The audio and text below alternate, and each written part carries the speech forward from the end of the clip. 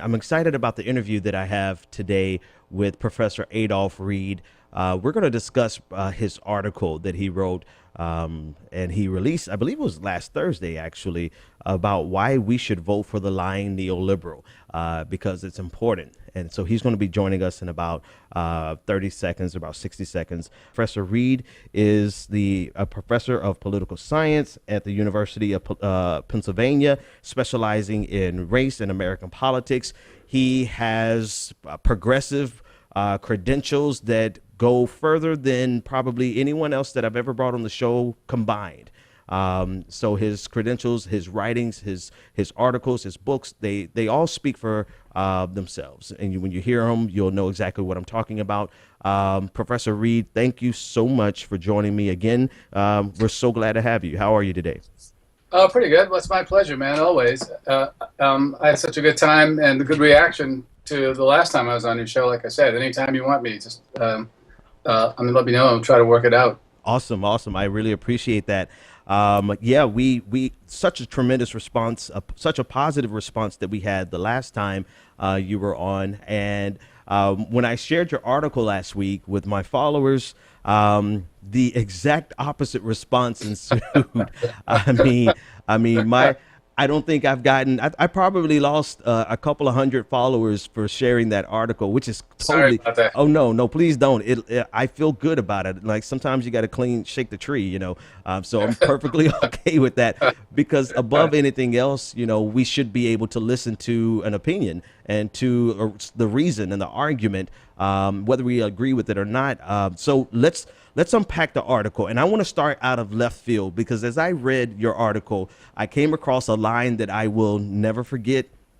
It's the line about if anyone comes to you from Never Hillary, basically challenging your credentials, they need to go to a different zip code because you have never been a servant of the establishment. Right. You've never been a person who's just kowtowed to the powers that be, and you've made that known throughout your entire public career. So the question I want to ask is, who pissed you off, Professor? Because I feel like when I read it, I'm like, somebody from Never Hillary came at Professor Reed the wrong way, and he had to get Yeah. them straight. So you don't have to drop any names, but No, did no. somebody come at you the wrong way? Well, it wasn't a given individual. It was just like a building disbelief that Hmm. turned into frustration, that turned into something like festivity, as a friend of mine used to call it. Because I just couldn't believe it. And I mean, look, I'll be honest. Like I've never been one for seeing voting as the end all and be all of political action. I mean, I think it's first of all the most passive form of political action that there is. Um, and what it also means, and I've also said, I said on an earlier interview today that I think elections are much more often the venue for consolidating victories that have been won on the plane of social movement organizing than they are vehicles for sparking movements. And I think that that's a big problem. And I think I was on a panel with Jill Stein actually almost exactly a year ago because it was a 10th anniversary event, commemorating Katrina on a panel in New Orleans, Hmm. and I was kind of startled that she basically said this that that the Greens have the program, and that's all you need to have. And I said, well, but you need to have more than a program. There are a lot of people out there with good programs, right? Hmm. And she responded to me kind of waspishly and said, well, no, the program is all you need. If it's good and coherent, you put it out there. And that's an approach to politics that I think in my more empathetic moments is naive. That's just not how things work. Hmm. I know that's what a lot of people thought the Sanders campaign was, right? But it wasn't, right? If it had been, Sanders would have run as an independent, right? He wouldn't have run as a Democrat in the primaries. He depended on institutional support and connections that he's built up over decades in the Congress and in Vermont.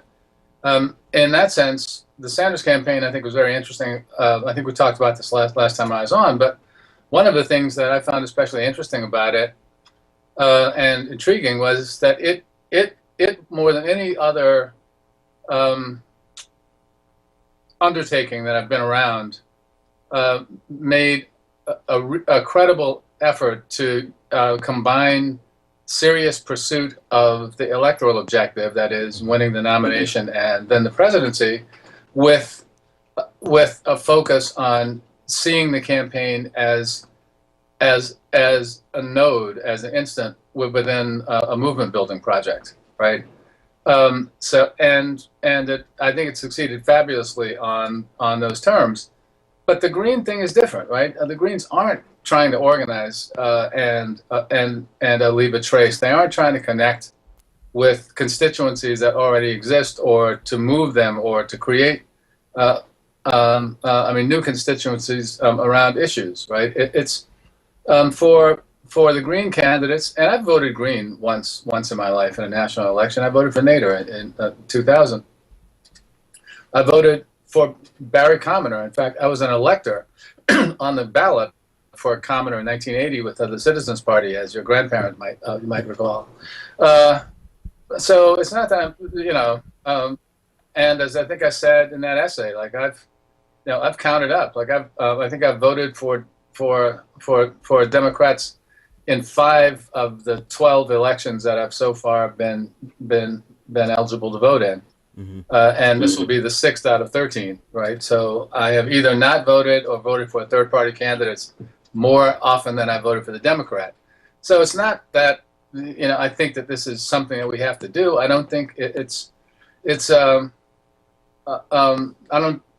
I don't think how you vote is a matter of principle. As I said in the essay too, I think how one votes has to be governed by a realistic assessment of the stakes of each given election. So I've gone on too long. So no problem.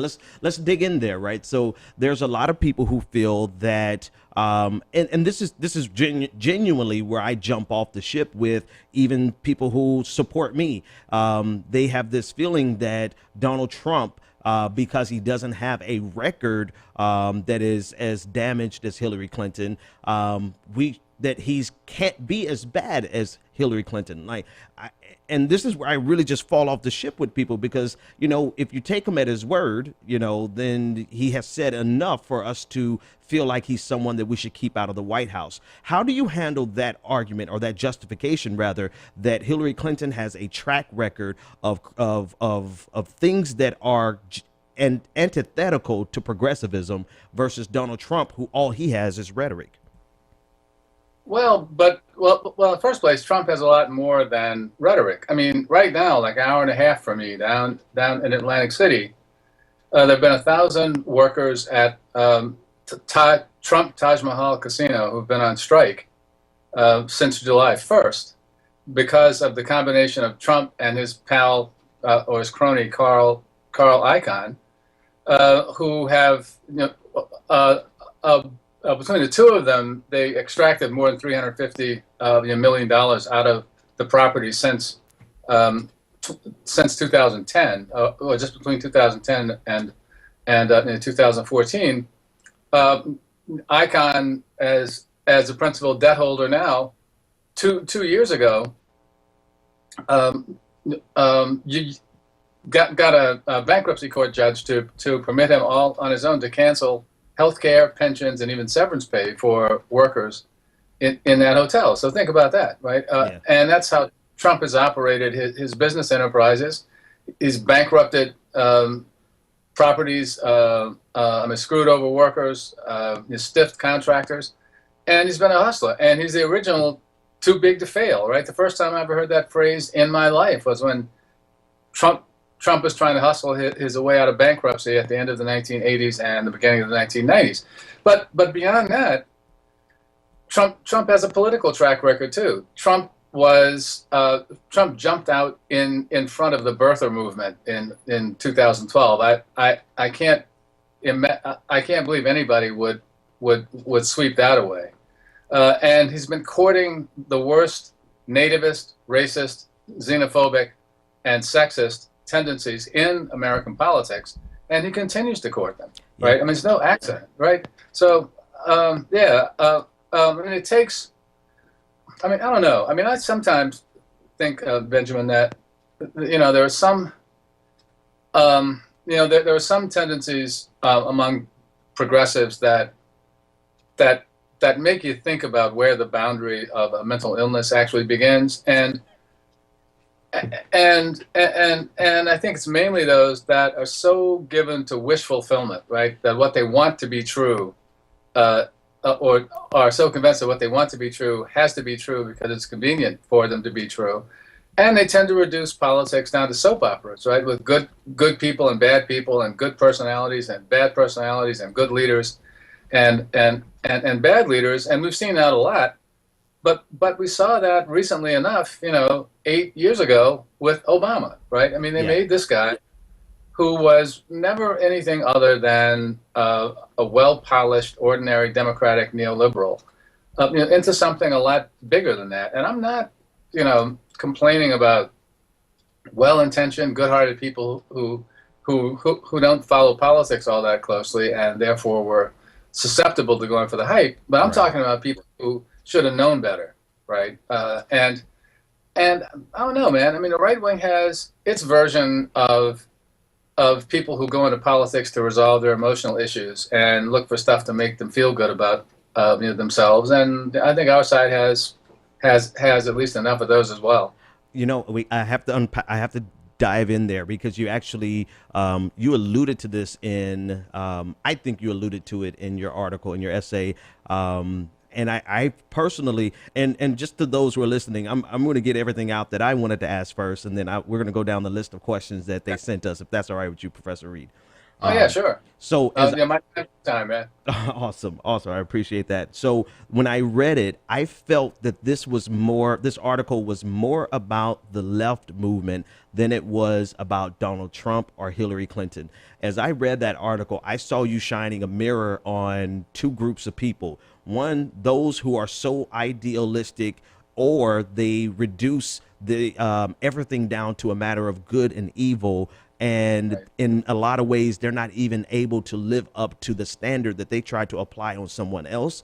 I saw you doing that. And then I saw you shine a mirror on people like me who, in the sense that you went out there, man. You went out there and you went bold and said, whatever you want to say about me, say about me. But this is what I believe is the best thing to do, is to vote for this lying neoliberal to keep Donald Trump out of office, while people like me have been just kind of, quietly going along saying, hey, do whatever you want to do. I'm not going to force it on you. So I felt that you shined a mirror on the group that is so idealistic that they sometimes don't get anything done. And then you shined it on the rest of us who probably know better, and we're just quiet because we don't want to ruffle a lot of feathers. And so I felt that you made this article more about us than Hillary Clinton. And then because it's those types of tendencies, I feel, this is what I read, maybe I read more into it, but it's those types of tendencies that prevent the left from actually coalescing into an electoral powerhouse.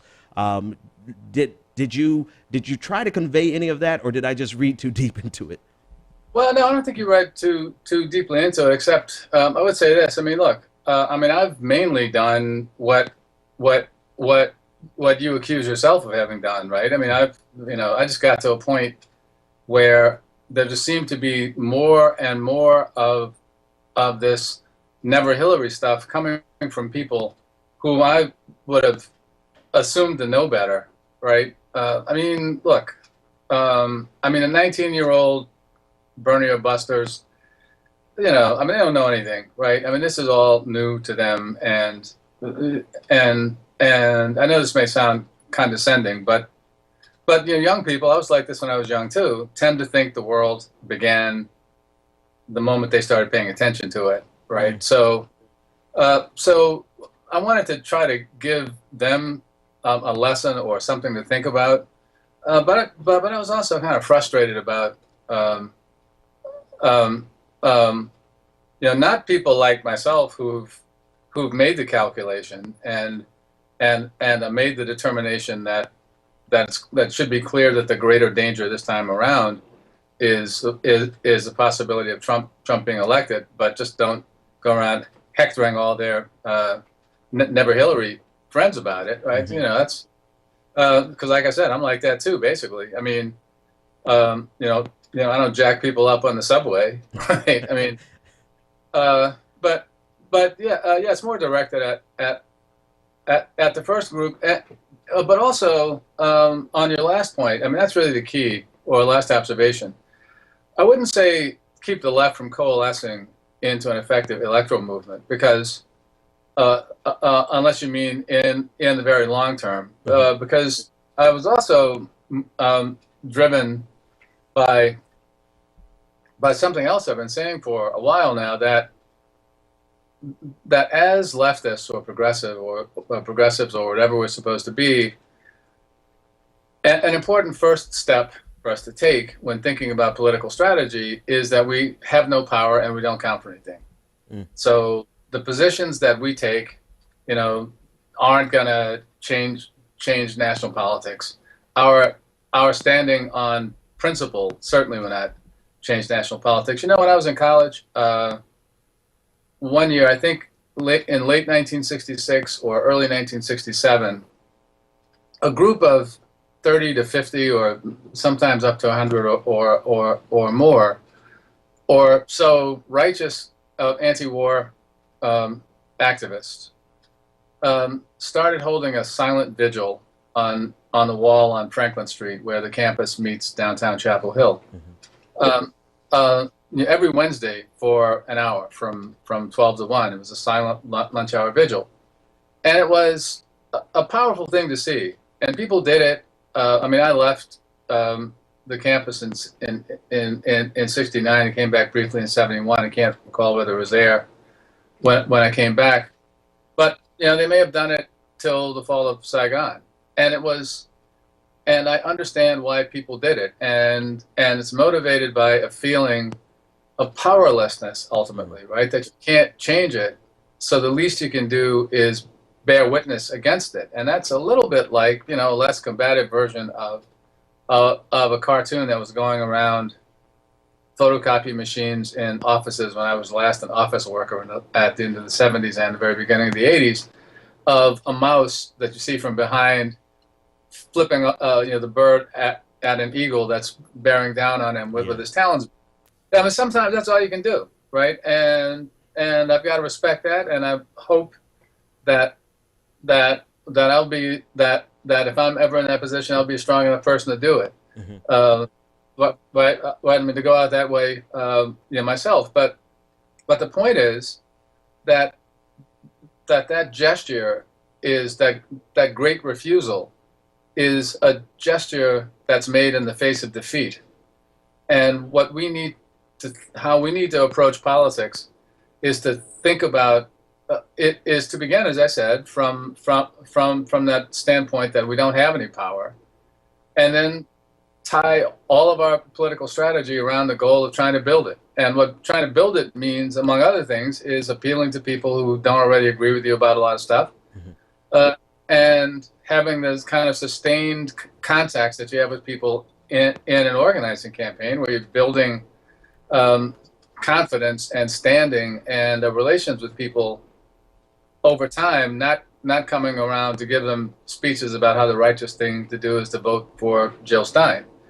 So in that sense, that's what what the festivity about the movement that you probably rightly read between the lines of that piece was.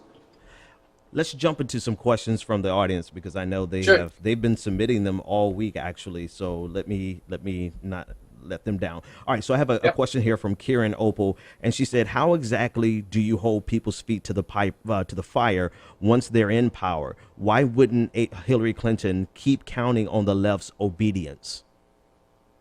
I think my response to that is that we don't have the capacity to hold anybody's feet to the fire, right? That's the point, that we don't.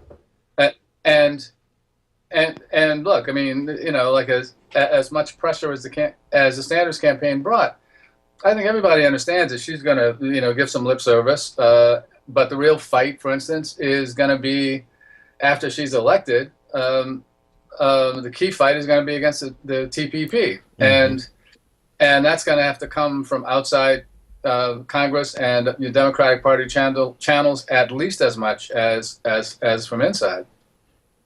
But so I think there's just way too much of a tendency to want to, run before you can walk and walk before you can crawl, right? We will never know if we'd be able to hold Jill Stein's feet to the fire, because she's not going to, because she won't get any closer to 1600 Pennsylvania Avenue than the Secret Service will let her get from outside, right? I mean, so the question would be, how can we hold Hillary Clinton's feet to the fire? We aren't going to be able to hold our feet to the fire anyway. The problem should be more like, how do we keep Donald Trump from holding the reins of national power so he'll come and kill all of us? So, okay, so the next question that I get in this exact conversation is that even that language, like he's going to come and kill all of us, they feel like it's just a standard Democratic fear mongering. And a lot of people are shocked to hear that fear mongering come from a person like you, who's clearly delineated in the past that this is all smoke and mirrors. Right. Speak to that. Well, yeah, sure. In fact, I was just saying to my son a few days ago. I mean, I know young people don't read Aesop anymore.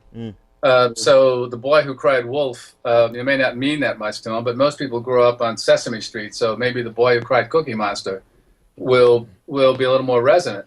Sometimes it's true, right? The vast majority of time it's not. But I don't know what kind of bubble people have been living in since 2000 at least, but the shift, but the emergence of this really nasty right-wing element that's taken power through the Republican Party is our biggest danger right now. And it's not just the Klansmen, and it's not just Trump, who's like, I don't know, sometimes I think that he's like a reincarnation of P.T. Barnum. Sometimes I think he's more like a reincarnation of Mr. Dark, a professor, or Dr. Dark from the Disney film Something Wicked This Way Comes in the 80s.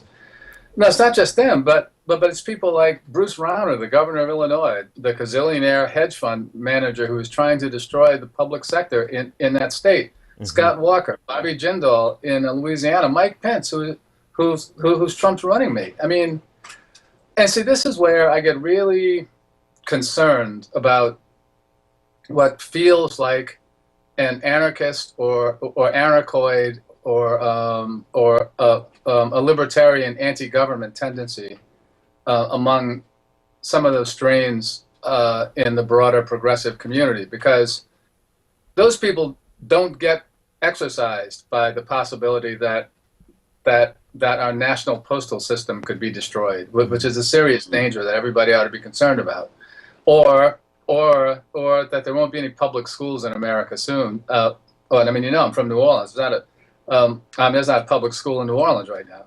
Wow. And I mean, that's a wave of the future. But other public services and the public goods, right? So it's not, right. I mean, and so this is another thing that drives me bat guano nuts. That it's not like these candidacy or these elections are about choosing the prince of the fourth grade or prom king or queen, right?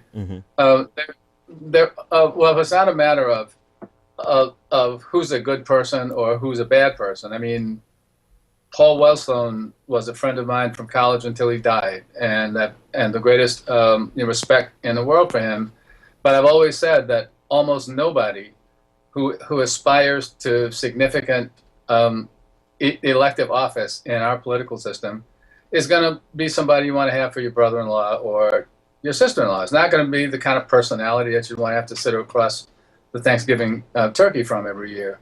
So that's not the point. I mean, that shouldn't even be the issue, right? I mean, the issue is, and as I've also often pointed out, as my comrades and colleagues in the Labor Party did as well, from the standpoint of progressive interests, we got more from Richard Nixon than we've gotten from any Democratic president since then, right? That's Carter, Trump, Carter, Clinton, or Obama.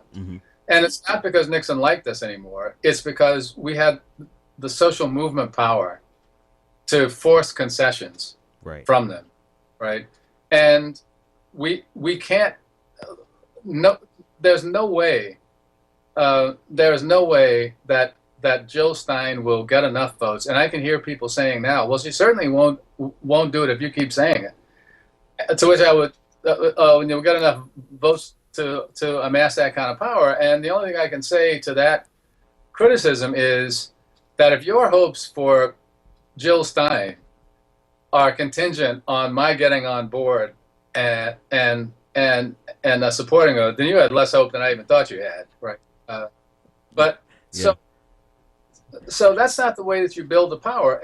And what we've got to do, the key in this election, as far as I'm concerned, is to hold the wolf at bay for long enough that we can try to build something underneath, right? Mm-hmm. And Clinton, no, I mean, Clinton's not going to sell us out because she never had our interest in the first place. Wow. But look, here's another sort of mundane illustration. Like about a little less than a month ago, that strike that I mentioned a few minutes ago, Cory Booker, who is the ultimate neoliberal, went down to Atlantic City, marched with the strikers, and made a really strong statement, and it was a moving statement. And I was down there like a week or two later, and some of my friends in the local were saying, "Yeah, I know he's a turd, but I've got to, reduce my antipathy for him by 20% just because of what he did down here."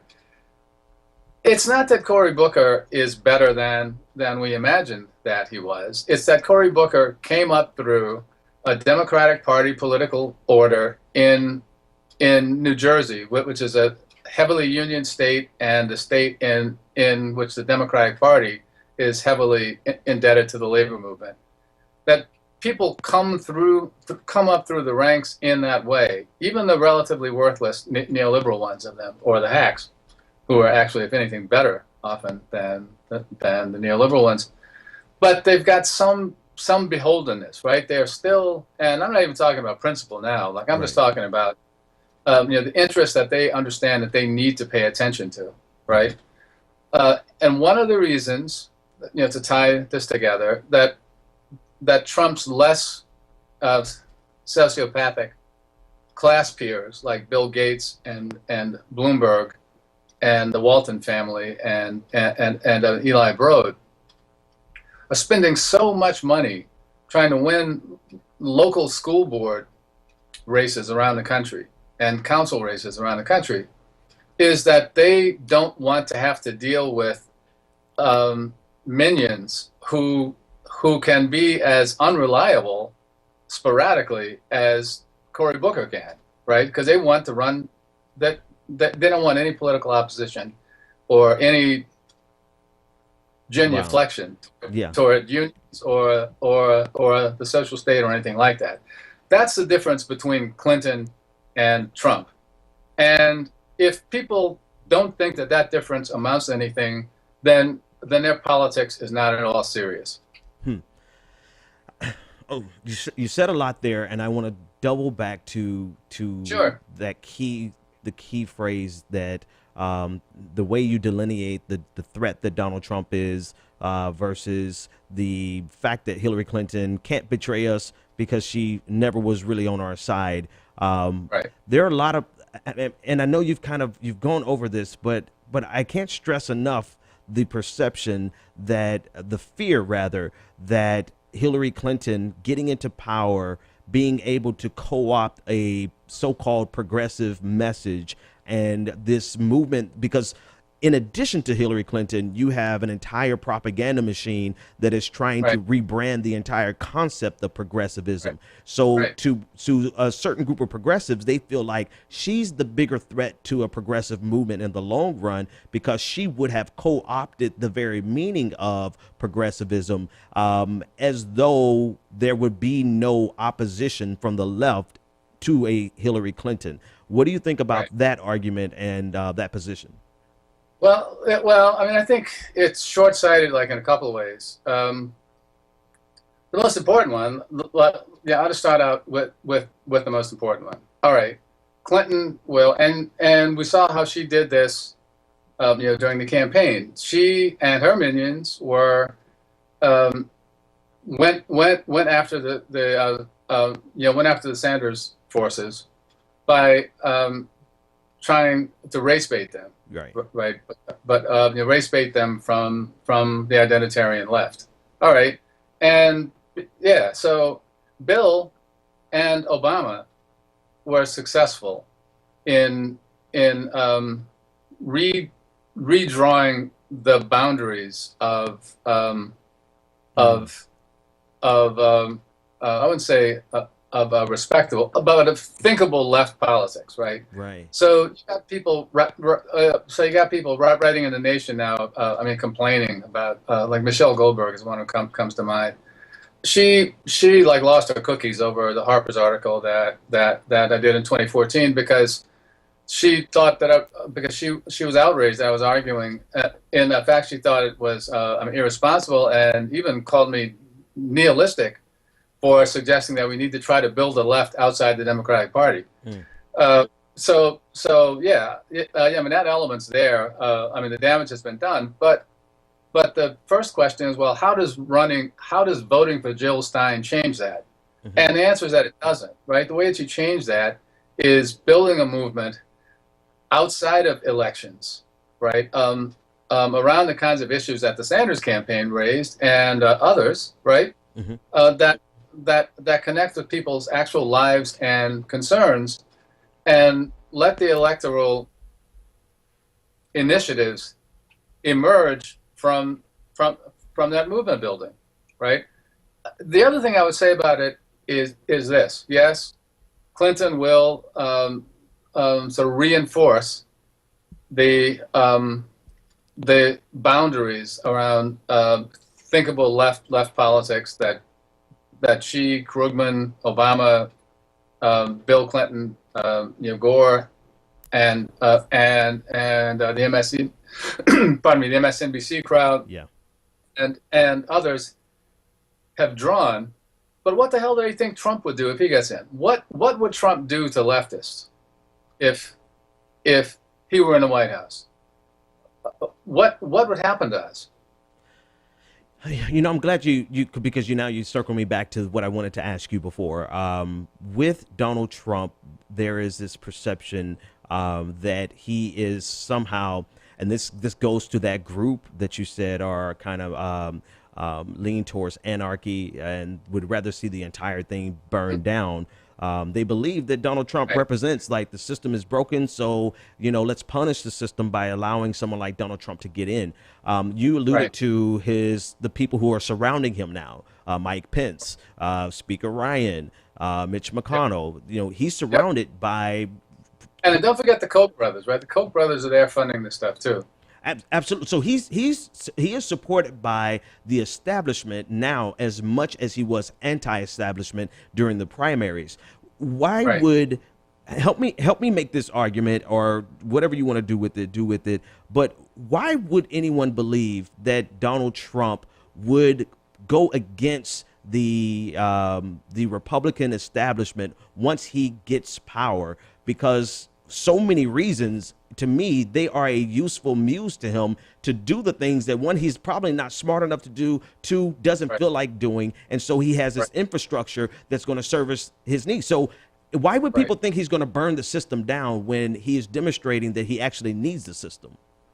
Well, hey, your guess is as good as mine. I mean, like I mentioned, the mental illness thing before, and the wishful thinking thing before. Yeah. Well, and look, like the other thing I would just add, right? I mean, this is really just to underscore the point that you made. He's a billionaire, for God's sake. He's a billionaire who has embraced and displays all of the worst class commitments of his class. I don't understand how anybody who imagines himself or herself to be, left of, I don't know, Bilbo, right? Mm-hmm. Because Bilbo wouldn't even have gone for that, frankly, could overlook that fact. I mean, no, there's no reason to believe that Trump would would would would bolt from the interest of his class. He wants to be a strong man. Some of them want a strong man, right? Um, and the social base of his. I know people keep the well, there's an element, I guess, that just keeps that frankly crosses kind of left and right. Mm-hmm. That keeps castigating Trump's base as white workers, right? Fearful white working class.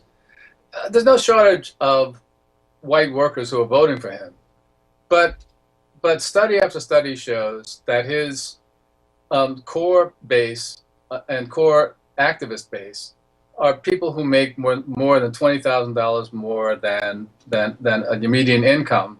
They're people who are comparatively well off but feel threatened and endangered. That from above and from below. That is a social stratum that's given us every fascist and authoritarian movement in the history of the last 150 years, mm-hmm. right? And I mean that's what that base is. And this notion, a good friend of mine used to say, a recently retired trade union leader used to say, that in my experience, all I've ever seen a little bit of fascism produce is a lot of fascism. Mm-hmm. So there's that. I mean, I remember when the first election that I would have been, or that I was old enough to vote in, but didn't. In 1968, I remember people talking about voting for George Wallace to sharpen the contradictions, to put the system, to crash the system, basically. But that's just not the way politics works. And that goes back to the other quote from the Common Dreams essay. Ernst Thälmann, the chairman of the German Communist Party, said in the early 30s, after Hitler won, or when he was on the verge of winning, after Hitler, our turn. And what he meant by that was that, okay, once the Nazis were in power, they would expose themselves for not having a program and not having anything substantive to offer the working class. Problem is that what Thälmann didn't take into account was their adeptness at concentrating power, taking control over all of the institutions within the society in a short period of time, and suppressing all of their actual or potential enemies. So Thälmann died in a concentration camp in 1944. I mean, Trump is a buffoon, right? And he's a megalomaniac, and he's a lying string of alliterations that I can't say here. But we shouldn't let ourselves be lulled to sleep by that, right? I mean, this is a very dangerous political tendency. And I mean, so this is kind of like a cheap shot that probably shouldn't even make it. It's almost close to being a Mau. But only people who are relatively well fed and well taken care of will be willing to take that chance, knowing what the options are. Let's do a go ahead. I'm sorry. Well, I'll say one more thing about that, right? Just for another little bit of perspective. I mean, I grew up in the post-war period and in a household that was at least partly overlapping left circles at the time. Mm-hmm. So I grew up as a kid very much conscious of the McCarthy movement and the House Un-American Activities Committee and all that stuff.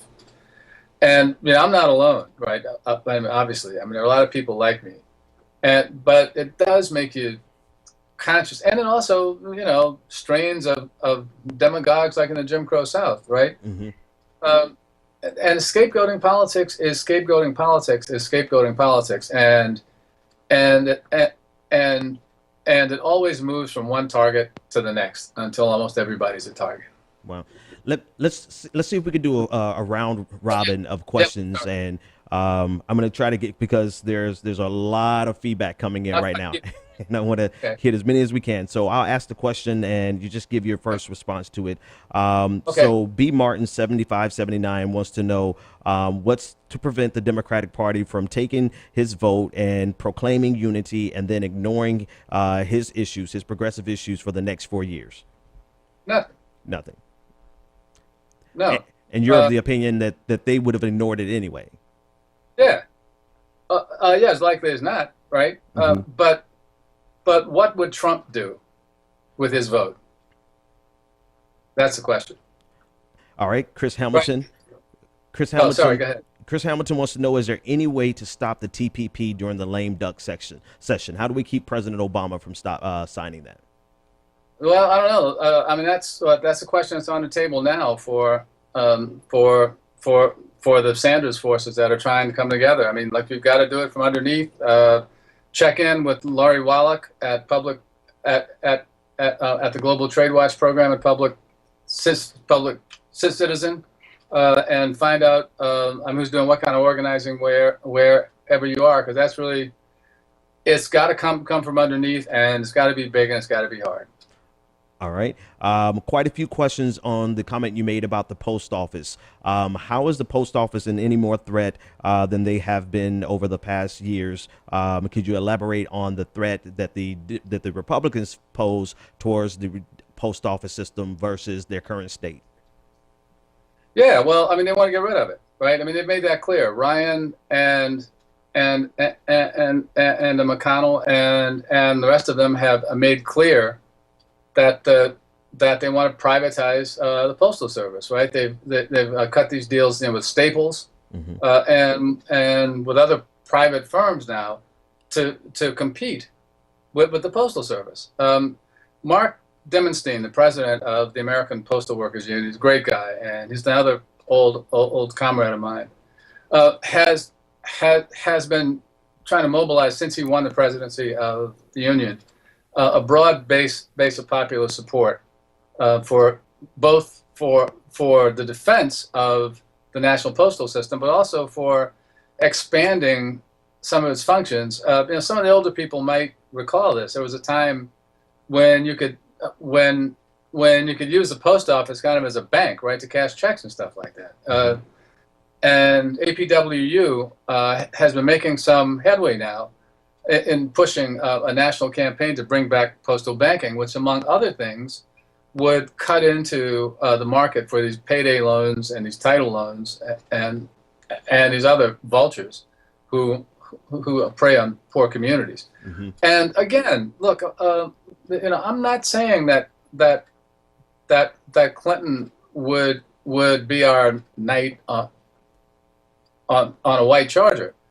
I mean, just as I knew Obama wasn't going to be either, but a whole lot of people, and I'll bet you no shortage of those who are complaining about Clinton now, had blown Obama up to be a lot more than he was.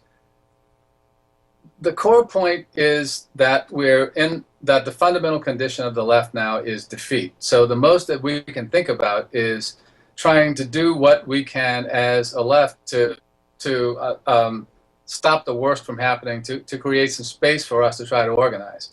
Well, so Clinton won't move will be less likely to move intransigently and swiftly on the post office than a Trump administration would.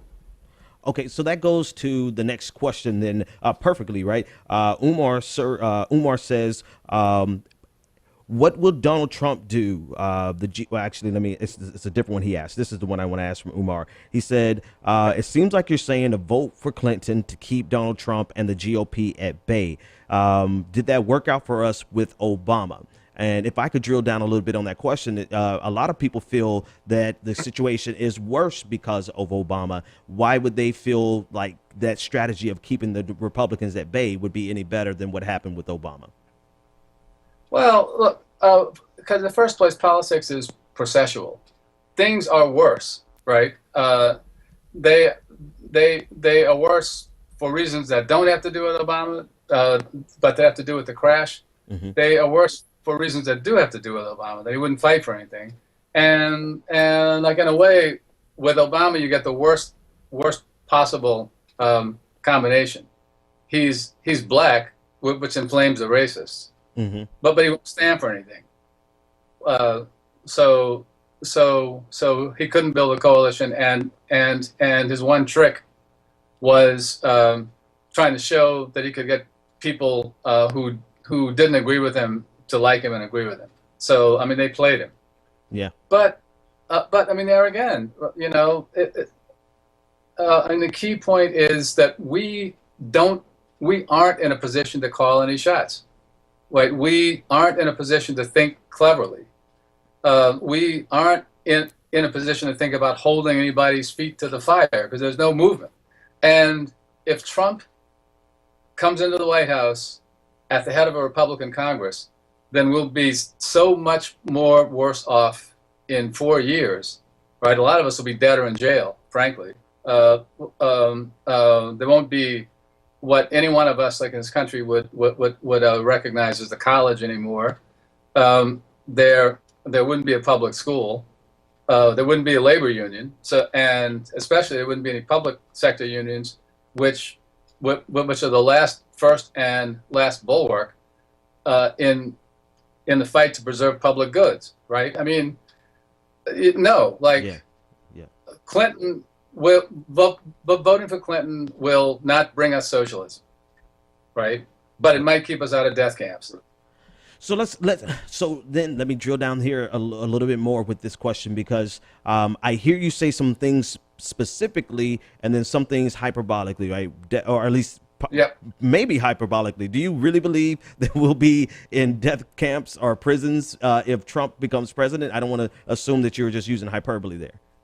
Well, no, I probably am, but the thing is, like, you never know, right? I mean, that's what I mean. That's what I meant about the little bit of fascism thing, right? Mm-hmm. I don't think Trump would set fire to the Rayburn Building and go kill all the communists, but the power of surveillance and the suppressive power of the state would be unchecked and fully unleashed against its enemies. I mean, what do you think a Trump Justice Department would do to address police killings of civilians?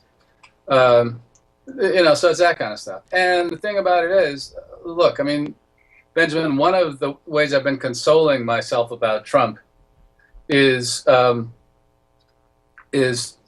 remember that capitalism is nowhere near being in the kind of crisis that would make a strongman or a fascist dictator either appealing or I mean necessary. Right. But it's also the case that, like I said before, these people, I mean, the ruling class doesn't have any commitment to democracy.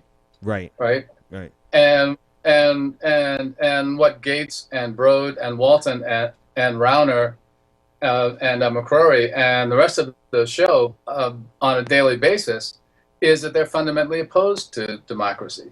So who would suggest to Trump to slow down, right? Mm-hmm. Especially considering that we don't have any counterforce to bring to bear. So again, I mean, there too, it's ironic, but on one level, the best thing that we have going for us is that we're so weak. So what the specific things that you actually said also that I wanted to pull out, you gave the hyperbole of some of us being dead or in jail, but then you listed down a couple of key things that Donald Trump would go after if he had a Republican House and Senate. If it was all run by Republicans, then there are some key things that they would go after that would likely cause people like you and me to take to the streets and then be arrested or killed. In that kind of framework. Do you think that they would actually institute policies? And I know this is kind of a repeat, but I just want you to kind of succinctly and clearly say it to my audience. Do you feel that a President Trump with a Republican-led House and Senate would go after those types of policies that will fundamentally undermine not only our democracy, but the remaining vestiges of social programs, public schools, the post office? You feel like that would be some of their first targets? Oh yeah, absolutely. And I mean, they've not made any bones about that, right? And this also for the Never Hillary crowd. Trump has said repeatedly he wants to abolish the minimum wage. Mm-hmm. So so what does that do for you? Yeah. All right. Now, there's an elephant in the room that one of my listeners so brilliantly brought to my attention. Thank you, Okay. I shouldn't even try to pronounce that username. She wants to know, what do you think of on foreign policy? The foreign policy elephant in the room. The engineers of the Iraq War are backing Clinton. That is Right. something that we should be horrified over. So, from the foreign policy perspective, some of the best arguments made against Hillary in comparison to Donald Trump is where she stands on foreign policy and her hawkishness. What about that? Well, look, I mean, Trump is the guy. Trump doesn't have a foreign policy record. Trump is capricious. Trump, as I said at the beginning of the program, manages to squeeze several contradictory lies into both sides of a single compound sentence. Mm-hmm. So it's possible to find him saying things like, he opposed the Iraq War, which he did after the fact, and didn't at some other point. But don't forget, this is the guy whose entire approach to foreign policy is Yes. macho throwing his weight around, right? One of the concerns about him, people might forget, is she's done horrible stuff, right? If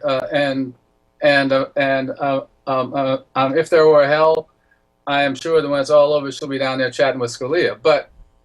But Trump is a danger also on that front, right? Trump's talking about killing people's families, right? He's talking about inflaming the whole world and using nuclear weapons. I mean, we've got to stop thinking. We've got to stop making political political determinations based on assessments of individual morality and righteousness. It's just Wow. foolishness. Yeah. Actually, wow, you said something that I'm going to rewind and tweet that out. Hillary and Scalia roasting in hell together. So, really. So, if I'm hearing it, if I could summarize everything, and I have one last question from Sure. from Anoa, but if I could summarize your argument and tell me if it's too simplified or if you want to put anything on it, it's that the left, we're not in a position to hold anyone's feet to the fire.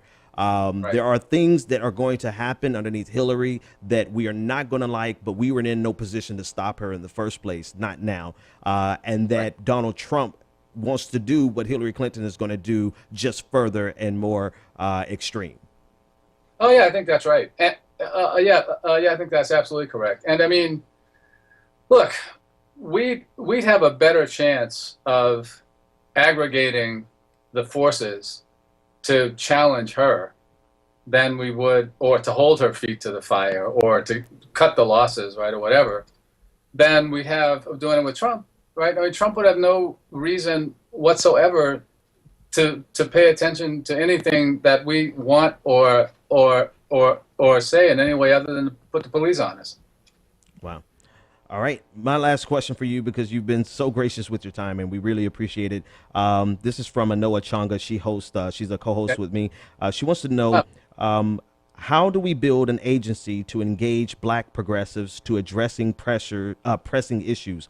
Our participation in these political organizations is an afterthought or a response to pressure. So from a Black progressive perspective, how do we fix being an afterthought? Well, I don't know. We are an afterthought, right? I mean, that's a part of the issue here. I mean, like, this is a conversation I had a lot with people during the Sanders campaign. If I'm hearing the spirit of the question properly, and if I'm not, you can correct me. But there was nothing in the Sanders campaign, or that there was nothing in the Sanders agenda that was not an issue of concern for Black Americans, and even disproportionately for Black Americans, right? Mm-hmm. And so in that sense, I mean, I think, I'd suggest taking a look at the freedom budget that A. Philip Randolph and Rustin and others created in the mid '60s, and the ways that they talked about it. Because I'm writing some stuff about Black Power now that's partly in the spirit of a self-criticism, but it's like, there's a way that our politics, Black so-called progressives politics, got twisted from the mid '60s forward, and it got sort of as it became more and more remote from any popular activism, got worse and worse in this way, that for an issue to count as being pertinent to black people, like it had to have like a special black bell and whistle on it, right? Yeah. But the minimum wage is an issue. A $15 an hour minimum wage is a black issue. Single payer health care is a black issue. Free public higher education is a black issue. The right to belong to a union is a black issue. And all down the line. At some point, I'd like to see a broader fight for decommodified housing, right? Which would certainly be a black issue.